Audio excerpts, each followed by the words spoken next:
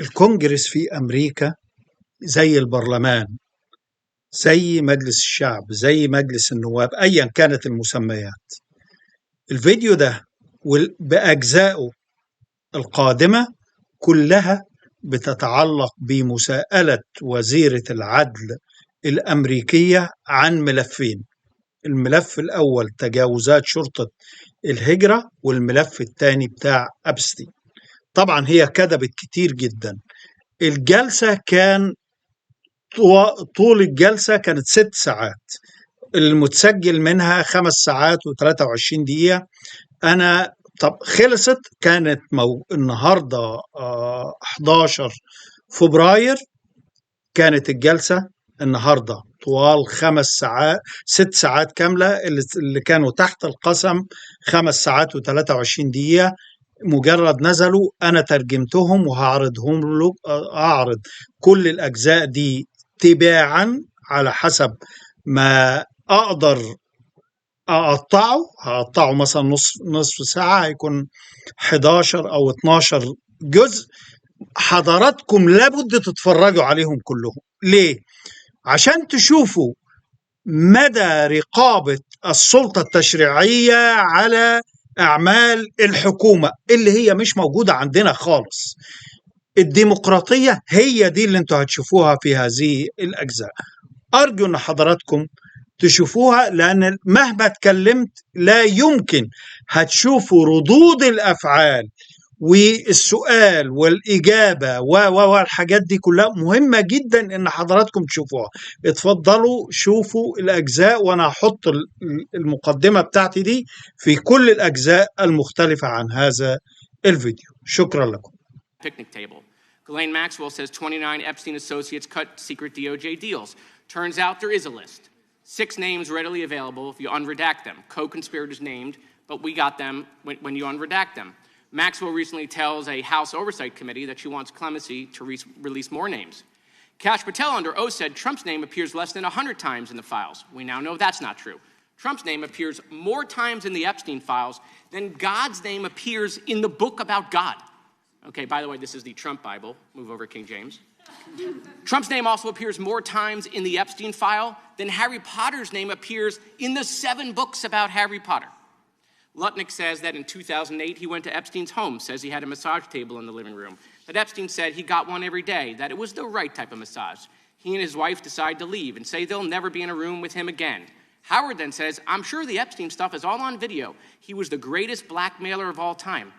Well, how would Howard know that? But now the files are public, and in 2012, we found out that he and his family are on Epstein Island after Epstein pled guilty to state charges. I'm from Florida. I take my family to Disney World, not to Epstein Island. There are documents in the files that dispute the president's claim that he kicked Epstein out of his club. Allegedly, the president said that he asked Epstein to leave. Supported now, that's disputed, though, statements from the manager of the club. Now, Madam Attorney General, I have like 25 seconds left. So because I'm curious, and I'd like to see, flip to the Jared Moskowitz section of the binder.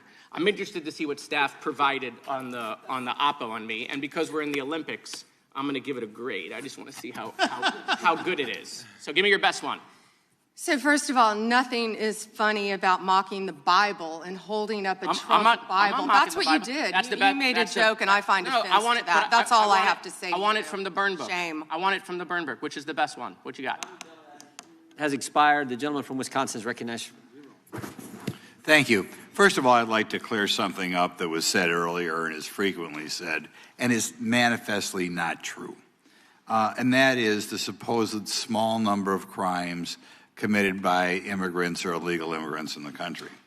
That has been based on a poorly done study by the Cato Institute, and I believe the Cato Institute itself has even updated that study.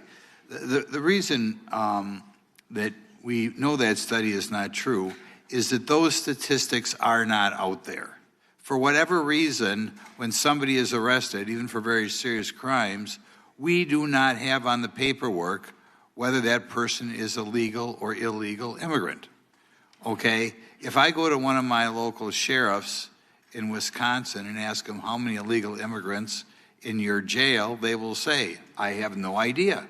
We don't keep track of that.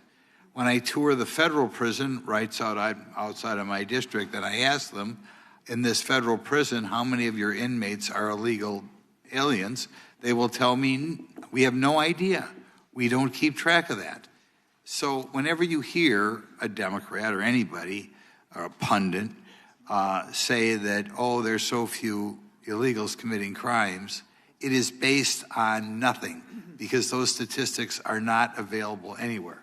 What I would offer in the next round of appropriation bills, if one of my Democrat colleagues wants to help me out, perhaps in appropriations we can get funds to add to all the paperwork whenever anybody is convicted of crime as to whether or not they are citizen or non-citizen. And then we will have the statistics. But otherwise, whenever you hear somebody say on MSNBC or wherever, oh, so few crimes are committed by illegal immigrants, they don't know what they're talking about because nobody has those numbers. Okay, there's the first thing. Now, the next thing I want to point out, we have had what I think is an unprecedented situation in Minnesota in which they are not assisting ICE in dealing with crimes that are going on up there. In other words, ICE is left to its own devices. When I talk to my local sheriffs, they tell me that whenever a federal agency is engaged in work in Wisconsin, they always make themselves available in case that federal agency needs assistance. This could be something like ICE under DEI. It could be drug enforcement. It could be ATF. It could be FBI. It could be Secret Service. It could be the U.S. Marshal. Nobody that I have been able to find, any sheriff in the state of Wisconsin, is aware of any circumstances in which they did not make themselves available to federal law enforcement, either if they need somebody extra to do surveillance, to just park a marked car outside the area, to assist in apprehension of a criminal, if they need assistance with an additional SWAT team, if they need to transport somebody. Local law enforcement is always there. Now, you are not in charge of ICE, but you're in charge of several other agencies. Have you ever heard of anything like what's going on in Minnesota, where the governor or the local mayor refuses to give assistance to federal law enforcement?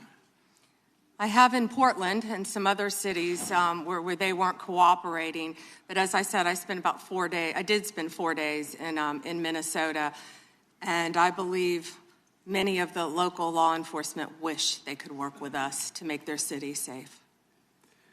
Okay, now we'll switch to something else. First of all, I'd like to thank you for doing this today. You're obviously very bright, obviously very confident, and something I love. You tolerate fools gladly, so I appreciate that trait. You suffer fools gladly. In hearings like this, we often focus on new initiatives undertaken by the department. Today, I'd like to give you an opportunity to discuss actions implemented under the Biden administration's Department of Justice, such as the Foreign Influence Task Force that you have since terminated. And, you know, it's always rare to see anything in the government terminated. But could you elaborate on those decisions and highlight the accomplishments of your tenure at Justice? Thank you for asking that. We are out of time, but may I answer, Chairman? Go ahead. Thank you. Thank you. The Biden administration weaponized the Foreign Corruption Practices Act. And on February 10th, President Trump issued an executive order pausing that for a DOJ review.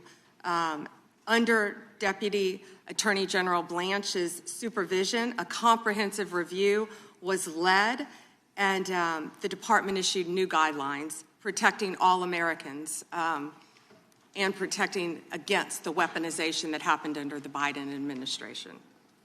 Time of the gentleman has expired. Gentleman yields back. Gentleman from New York is recognized. Thank you, Mr. Chairman. Ms. Bondi, I went over to the department yesterday for a couple of hours to review some of the unredacted materials.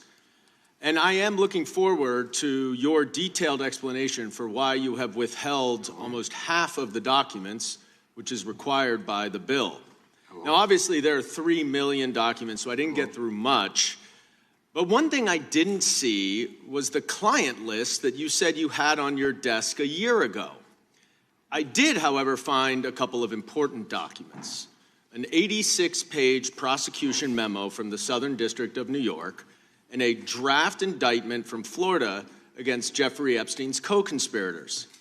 For reasons that I cannot understand nor are permitted by the bill, they were still redacted, even for members of Congress.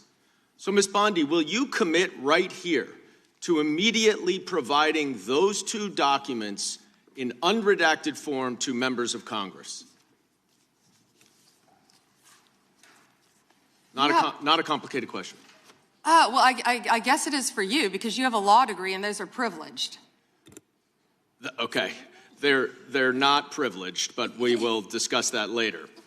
I also found an email that I have right here from Jeffrey Epstein to Ghislaine Maxwell that was unredacted, and it included notes of statements that Donald Trump made about his prior relationship with Jeffrey Epstein. Now, there is no reason for this to be hidden from the American people. There is no privilege, there is no attorney-client privilege, and I see you're checking with your staff, and I can assure you, staff, this is not under attorney-client privilege because it was sent from Jeffrey Epstein to Ghislaine Maxwell. Will you commit to publicly providing the unredacted version of this so that the American people can understand the extent of Donald Trump's lies about his relationship with Jeffrey Epstein? You're about as good of a lawyer today as you were when you tried to impeach President Trump in 2016. Have you apologized for that in 2019? So will you unredact this? Will you unredact this? You were lead counsel on that. Privileged. I'm asking you, will you unredact this? Privileged. Privileged, of course. I look forward to discussing this more. Now, these are obviously improper redactions. And let me stop for a minute. I'm talking. If they're not privileged, quiet. Don't yell at me. If they're not Mr. Chairman, would you stop the clock? This is on your time. It's not on Mr. Gomez. They're not Even though privileged, you used your improper redactions, you'll like my answer. to If we continue review them to and they're not protect privileged, Donald Time belongs to we the will member. be happy to release them. We'll after stop the review. clock. We'll stop the clock. Time belongs to the member. Go ahead. even though you used improper redactions to protect Donald Trump and other predators associated with Jeffrey Epstein, you did the exact opposite thing with the survivors and victims of this scheme. So their identification information was really the only thing required to be redacted, and it was not. And it's clear this was not a mistake. This was not by accident. This was not because you only had 30 days when you really used 75, and that doesn't even include all the hours last March that you were redacting it. But I'll tell you why it's clear it wasn't a mistake. There is an email entitled Epstein Victim List. There are 32 names. One is redacted. 31 are not. So someone looked at it and decided to redact something. And I will tell you that that is clearly intentional to intimidate these survivors and victims. Now, in an interview last week... How will you tell me that's intentional? In an interview last week, Deputy Attorney General Todd Blanche... You can't go off script. ...said that any victim that wants to speak with the department has done so, hopefully. Well, thanks to the incredibly brave people sitting here behind you, we can actually ask them if that's true. Now, would the survivors and victims who are here please stand up one more time? Just by show of hands, how many of you or your loved ones actually have met with the Department of Justice and provided testimony and estimate and evidence? None. And of those of you who have not met, which is everyone, how many of you have reached out either individually or through a lawyer or representative to offer to provide testimony and evidence? All of them. And of those of you, all of you, who have reached out, how many of you were denied or ignored by the Department of Justice? All of them. And despite the shameful and despicable efforts by Ms. Bondi and her department to intimidate you, how many of you are still willing to speak to the Department of Justice? All of them. Well, Ms. Bondi, it looks like you have some more witnesses Gentleman's to time has talk expired. to, and I yield back. We will go to the good gentleman from North Carolina, Congressman Knott. Thank May you. I have a moment, Congressman? Yes, ma'am. Thank you. Here we go. Here's the photograph. This is why he wanted to repeat everything that had been said previously on Epstein. This is his state, New York. You probably don't even know who this is. Wahid Mohammed from Afghanistan. Yes, because I'm no longer a prosecutor. Convicted of assault. Wow, he represents New York. Wow, yet he doesn't care about the illegal aliens convicted of crimes. Assault and homicide. No longer a prosecutor, so he doesn't care about his constituents. Here we go. Arson, El Salvador, Miguel Palacios. Fermin Flores Ramales, Mexico, rape. Let's talk about the Thank you. 70% of immigrants who are detained without a criminal conviction or arrest. Stop the clock. Stop the clock. Time belongs to Congressman Knott. Thank you, Mr. Chair. Madam Attorney General, I want to be sure that the American people understand exactly what we're referring to when we talk about sanctuary policies. They are often framed in sort of innocuous terms like, we refuse to take part in immigration law. And when you add up all of the population represented by these cowardly politicians in sanctuary jurisdictions, whether it's a county, city, or state, sanctuary jurisdictions account for roughly 40% of the United States. Now, in reality, it's much more than just a passive exercise. Is that not correct? Yes. It's unbelievably active. And in terms of breaking down these terms, I want to break it down in as clearly a term as I can. What is a federal detainer for the American people? Please describe it. A federal detainer is when someone is held in federal custody. Yes. And when a federal detainer is issued to local law enforcement, they are obviously in local or state custody, correct? Yes. And federal officers take note of that apprehension, and they say, we want to come and apprehend him or her to deport them. Isn't that correct? Yes. And in these sanctuary jurisdictions, whether it's California, Illinois, New York, or other places, even in North Carolina, there are sanctuary jurisdictions.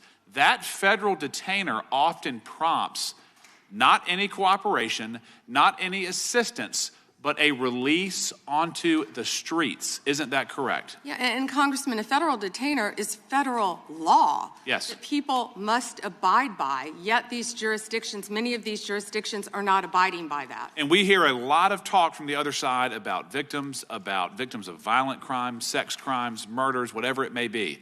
But I want to be very clear.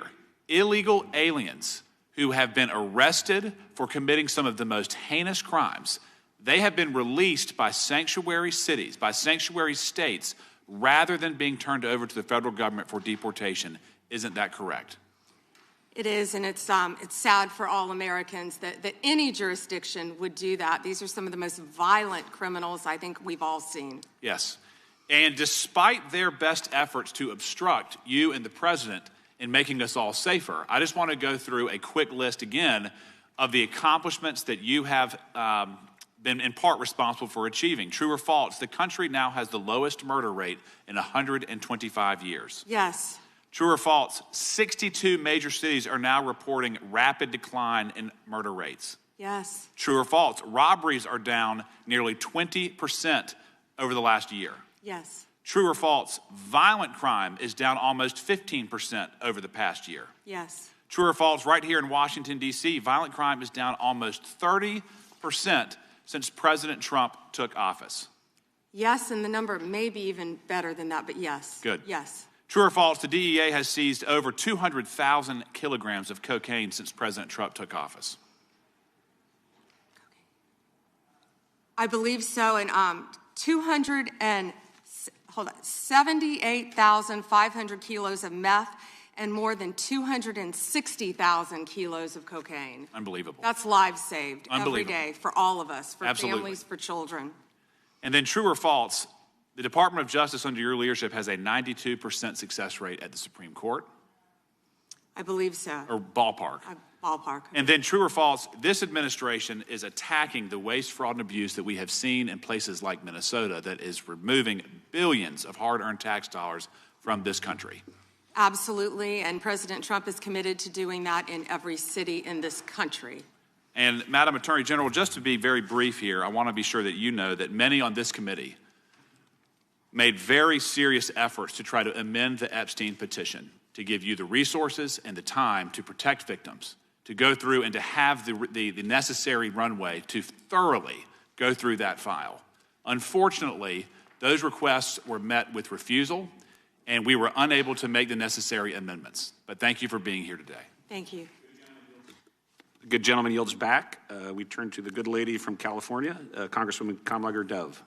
Thank you, Mr. Chair, and thank you, Attorney General, for being here today. I want to talk with you about an issue on which there is broad bipartisan agreement: the importance of ensuring trust between the American public and those government officials who wield powerful law enforcement responsibilities. So, Attorney General, would you agree that it is important for law enforcement leaders to be honest?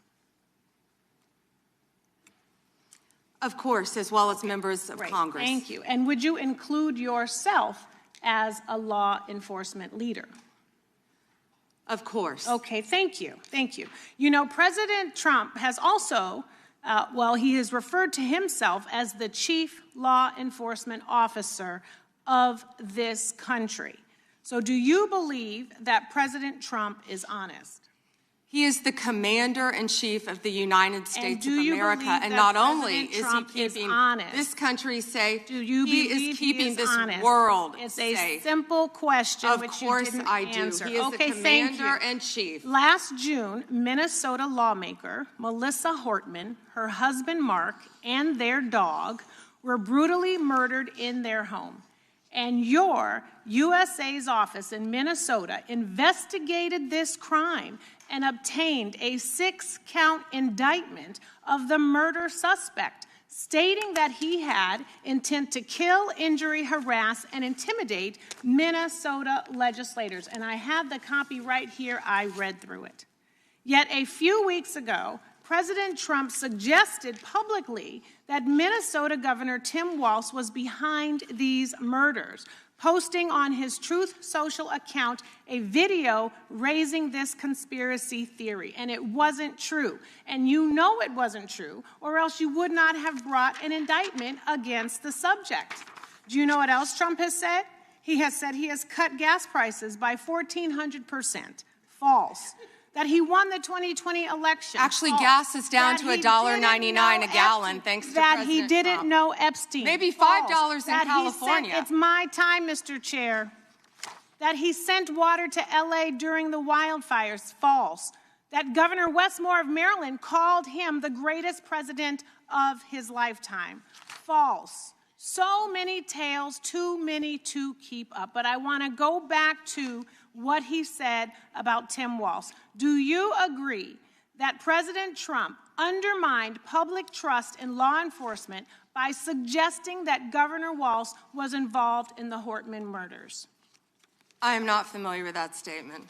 Well, that is a disappointing response, and it is also why your office and Donald Trump have zero credibility, because I know, and you know, it was a right-wing extremist who murdered the Hortmans. And you and the president are being dishonest with the American people. Last fall, after the horrific shooting of Charlie Kirk, President Trump was asked if there were extremists on both the left and the right. And his exact words were, "I'll tell you something that's going to get me in trouble, but I couldn't care less. The radicals on the right oftentimes are radical because they don't want to see crime. The radicals on the left are the problem, and they're vicious, and they're horrible, and they're politically savvy." Do you agree with this statement? You're taking too long, Madam Attorney General. But you know the answer, because your own department has addressed the question. In 24, the DOJ's research arm issued a report on domestic terrorism, stating that the number of far-right attacks continues to outpace all other types of terrorism and domestic violence extremists. The DOJ published the report, and after the president made those comments, the DOJ took the report down. And I sent you a letter asking you a simple question. Why did the Justice Department remove the data that shows right-wing extremists have killed more innocent people than left-wing extremists? Did you refer to immigration enforcement as domestic terrorism? You should answer my question. Yes. You're on my time, but you won't. And what I am asking you to do is put the report back. Restore the data. Stop scrubbing important data from your website. Stop taking down reports that you know the American people need to know about. There are violent, dangerous people out here with real threats, and the dishonesty from your agency comes from the covering up of these threats that could hurt American people and put our lives at rest. Do better. And with that, I yield back, Mr. Chair. The lady yields back. The gentleman from North Carolina is recognized. May I have one moment? You may. Her district includes Culver City, and she's not talking about any crime in her districts, nothing about helping crime in her district. She's not even worth getting into the details. Well, thank you, Madam Attorney General, and we are grateful to have you here today. And let me just say that you've shown great perseverance today, and I think you're coming to the last lap here of those of us that are left. But I applaud your strength, and I applaud your resolve. Madam Attorney General, as a pastor for over 37 years now, I take serious issue with any attempts by agitators to disrupt church services or activities at houses of worship. And I just want to take a moment to clarify some things. I realize you can't talk about pending cases per se, but I do want to ask some very general questions for clarification. Does the DOJ consider unauthorized entry into a house of worship to be protected activity under the First Amendment when undertaken by a member of the press?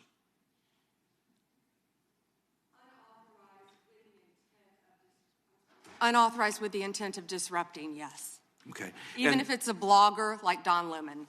Correct. How does the DOJ distinguish between news-gathering activity and expressive or protest conduct when a press defense is asserted?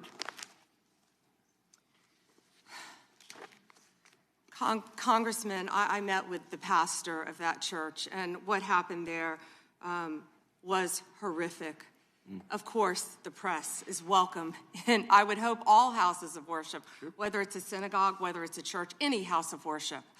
However, what happened here is a pending case again, but within the four corners of the indictment, they were, quote, gearing up for a resistance. They entered a house of worship, and I think the video speaks for itself. What happened in there, what the video doesn't show, is there were approximately 400 parishioners in there on a Sunday morning, families, grandparents with canes, children upstairs in Sunday school their parents were blocked from getting to them once this resistance took place, and they had named it Operation Pull-Up. It was heartbreaking for those families. They were terrified. I think they've all said that. And nothing like that should happen in this country, and under my watch, it won't. Thank you. And just to clarify, accosting members of a congregation and creating a scene marked by intimidation and threat inside a house of worship would not be protected First Amendment activity, correct? Absolutely not, and a grand jury has indicted individuals over that. Thank you. One other question, just shifting a little bit. You know, my home state of North Carolina has been making national headlines at times, and particularly in the city of Charlotte. We've made pleas at times for our governor to get involved, bring in the National Guard. Our Fraternal Order of Police had pointed out that we were about 270 local cops below what we needed in order to adequately police the city. And yet the governor's declined to offer to partner with the federal government to bring in reinforcements to Charlotte. I want to give you just a few moments, really the balance of my time, to explain the impact that Memphis Safe Task Force has had on crime and safety in Memphis, because I know there was a place we saw that cooperation has tended to breed great results, and I would love to hear a little more about that. Thank you. And I have numbers for you, too. Well, and we're all right here in D.C., we're all living right here in D.C., and I think we've seen the remarkable impact that it has working with members of the Democrat Party on this, with law enforcement, with the mayor, with the police chief, doing everything we can to make D.C. safe. As of February 9th, there were nearly 10,000 arrests. This is D.C. 1,000 illegal guns seized since the operation began, with carjackings down 81% from this time last year, and violent crime down 42%. D.C. is safer because of it. We know we had a National Guardsman shot, and we had a beautiful young woman killed. I went to her funeral, and I keep in touch with the National Guardsman who was shot, his parents. He's doing great. He's a miracle. Please continue to pray for him. I know my time is up, but same results I spoke about earlier in Memphis, and we're still working on that with the help of Make Memphis Safe Again. Well, again, I think it just draws an incredible contrast between what we've seen happening in Minneapolis versus what we've seen happen in D.C., what we saw happen in Memphis, and what I would love to see in some ways, if we could ever get our governor to work with us in North Carolina, to happen in Charlotte. But with that, I yield back. Thank you. Time of the gentleman has expired. The gentlelady is recognized. Thank you. I seek unanimous consent to introduce into the record the research that Representative Kamlager-Dove and I referenced concerning the threat of right-wing domestic terrorism, which the Department of Justice scrubbed from its website in September. Without objection, the gentlelady from Thank Texas you. is recognized. Thank you so much, Mr. Chairman. And to be clear, I'm not going to ask any questions of this witness because this witness has revealed that she has no intentions of answering questions. But instead, I'm going to ask some very basic questions really quickly of my colleague, Becca Ballant, if she will answer. Right or wrong, raping children? Wrong. Right or wrong, killing random citizens?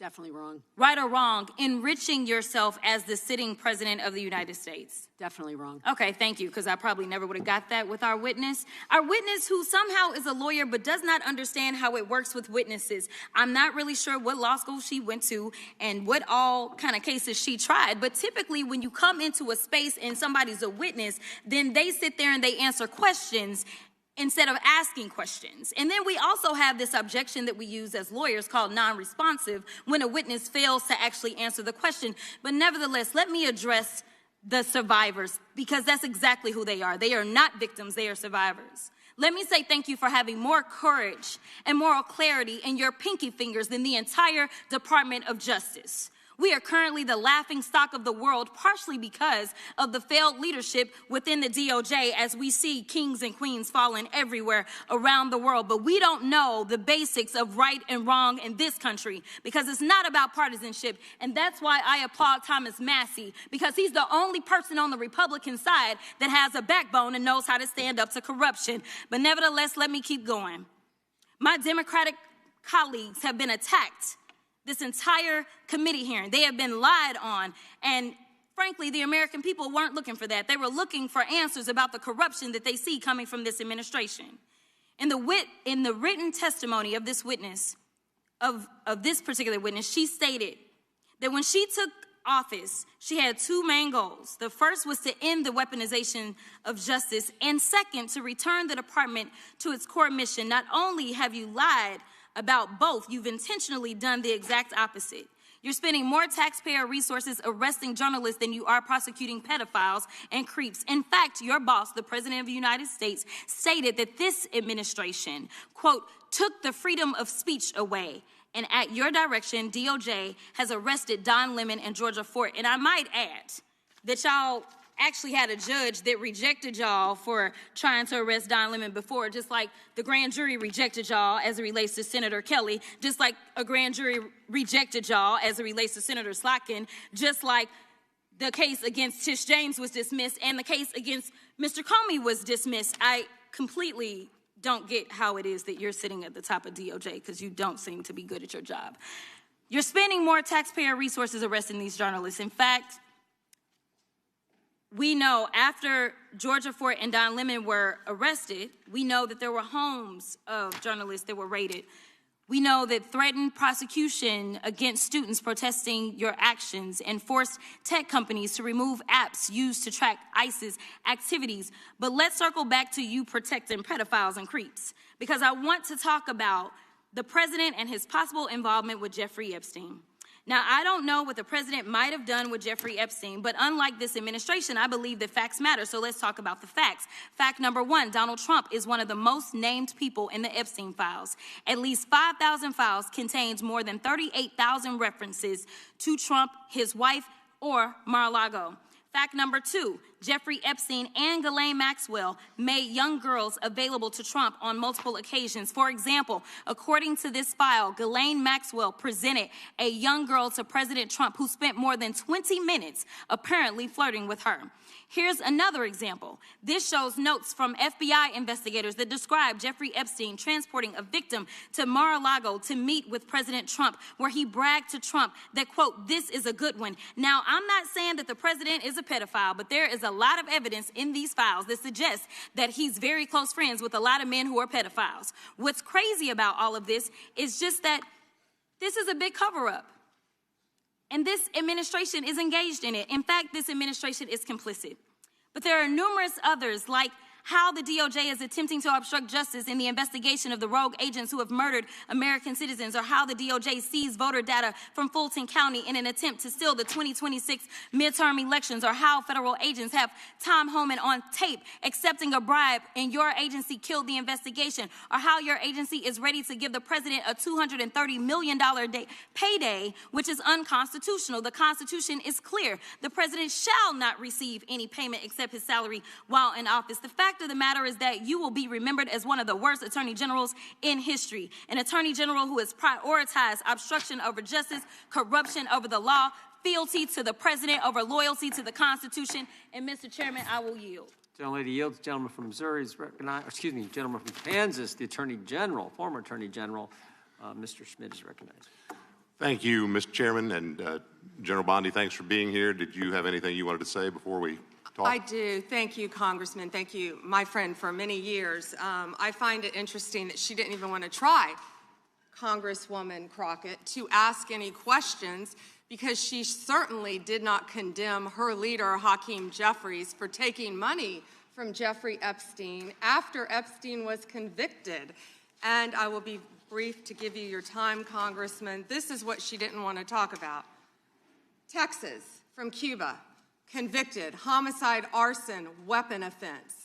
Convicted. So what are we talking about? Convict Texas, some of these perpetrators homicide. That rape these women that are sitting behind you, that you refuse to even acknowledge they are here. Time belongs to the gentleman from Kansas. Mr. Chairman, could I have a few seconds back to make up for the yelling? Thank you. General, did you have anything further to say? Texas, convicted of homicide, Cecil Joseph from Dominican Republic. Texas, convicted for kidnapping, rape, Khalid Khan from Afghanistan. That's why they want to talk about Epstein and not what's happening in their own states. Thank you, General, and thank you for being here. And this has been quite a spectacle to observe today. I think it's sad. I ran for Congress because I thought we had serious problems in this country we wanted to try to fix together, and this performance today, not yours, General, but some of my colleagues, has not shored up my confidence that we are up to the task. You and I served together for 8 years when you were Attorney General of Florida and I in Kansas. You served professionally. I'm glad to be able to serve with you in these new roles, and I'm glad you're there, both generally and today. Part of the reason I ran for Congress is because in my former role, I saw in the real world, in my state, the consequences of failed U.S. immigration and border security policy. And I'll spare you the lengthy recitation, but let me give you the short version. I sit here and think about a fellow who was running, I believe it was drugs for the cartels, and shot a police